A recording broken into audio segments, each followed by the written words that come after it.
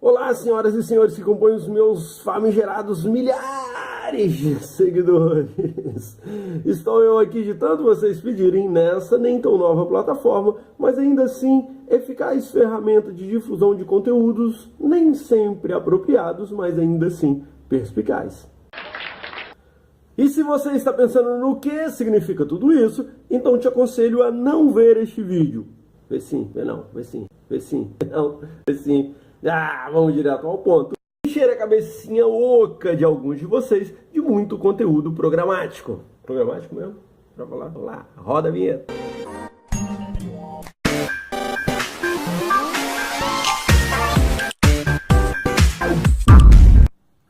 Galera, é o seguinte, nessa semana iremos às urnas para votar. Milhares de brasileiros e brasileiras como eu e você estamos ainda em dúvidas sobre em quem votar. Afinal, o que somos? Somos Lula livre ou Bolsominions?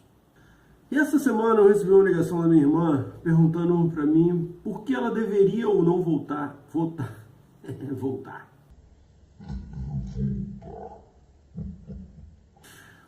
no Bolsonaro.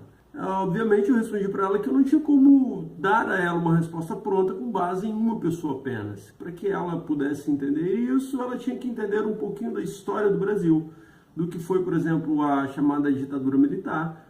E eu acredito que o mesmo possa estar acontecendo com você. Talvez você seja um pouco confuso ou confusa com relação a tudo isso que está sendo falado na mídia. Esse vídeo vai te ajudar a esclarecer um pouco dessa história. Então, se liga no que eu vou falar com você. A história toda de esquerda, direita, começa muito lá atrás. Ou seja, em 1961, João Goulart era presidente do Brasil e ele já era de um partido de esquerda. Ou seja, partidos que têm uma tendência ao socialismo e ao comunismo.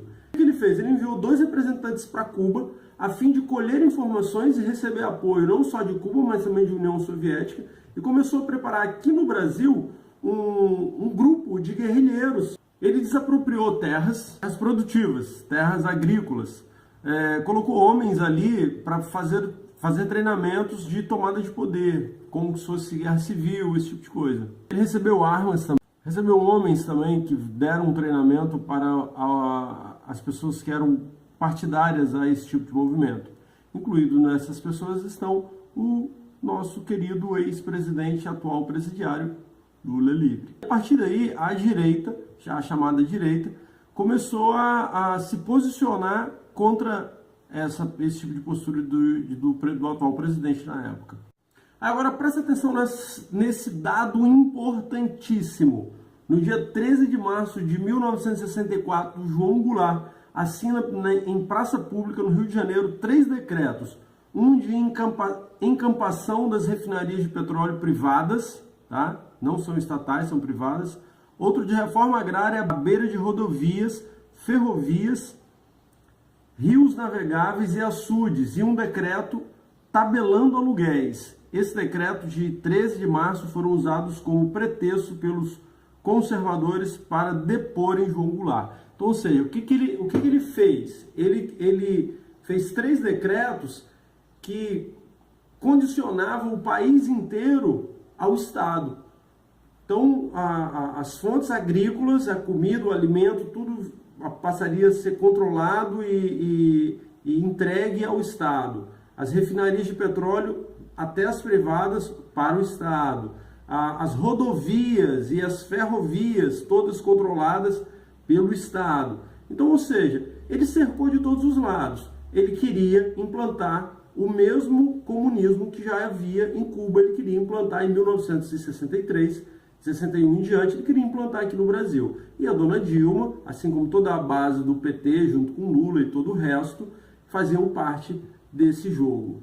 Com base nessas informações, naquela época, algumas pessoas se juntaram para poder fazer o chamado levante, a tomada de poder. Roberto Marinho era empresário da hoje atual Rede Globo, né? Otávio Frias de Oliveira, Júlio de Mesquita Filho, outros setores também conservadores, como da Igreja Católica, os latifundiários, a burguesia industrial, ou seja, o povo que tinha indústria, né? A classe média também, que solicitava uma contra-revolução por parte das Forças Armadas, para remover o governo. Então não foi só os militares. E pasme, quem também ajudou nesse processo foi os Estados Unidos da América. Ou seja, senhoras e senhores, através dessa explicação simples a gente consegue entender por que é que os petralhas e os petistas falam o tempo todo em golpe, em golpe, em golpe. Porque eles já estão acostumados com essa estratégia. Lá em 1963, quando aconteceu toda essa história, em 64, e eles começaram a propagar e dizer que foi o golpe militar. Não foi golpe militar, foi tomada de poder porque haveria a implantação de um comunismo no Brasil. O Brasil seria uma segunda Cuba. Então, todos esses partidos que são simpatizantes ao PT, como por exemplo o partido da senhora Marina Silva, o partido do senhor Ciro Gomes, o partido do tal do Boulos. É difícil até para falar o nome desse cara. São partidos que têm uma simpatia muito grande com o socialismo e o comunismo, que são um primo próximo do outro. Então, por isso o perigo, o risco de se votar em partidos de esquerda que tem esse tipo de postura.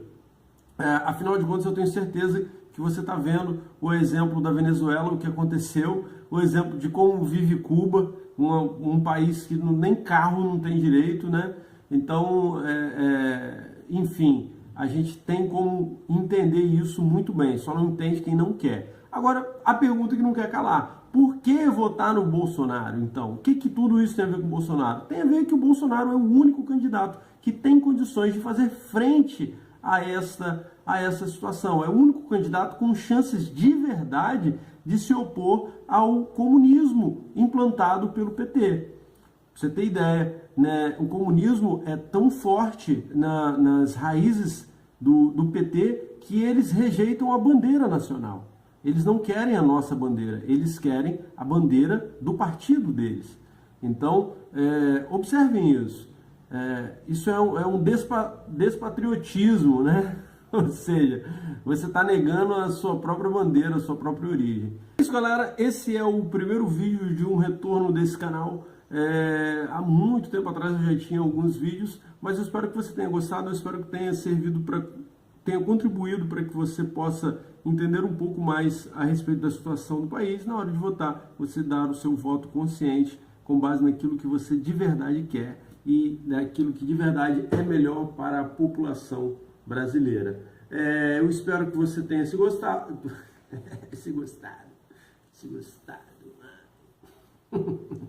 Espero que você tenha gostado, de verdade. Então você curte e compartilha. É bom que você me ajuda. E assim eu vou ter uma ideia se a gente continua fazendo outros vídeos ou não. É isso aí. Tamo junto. Dia 7, 17. Eu sou o Anderson Mendes, fã do Enéas. Meu nome é Enéas.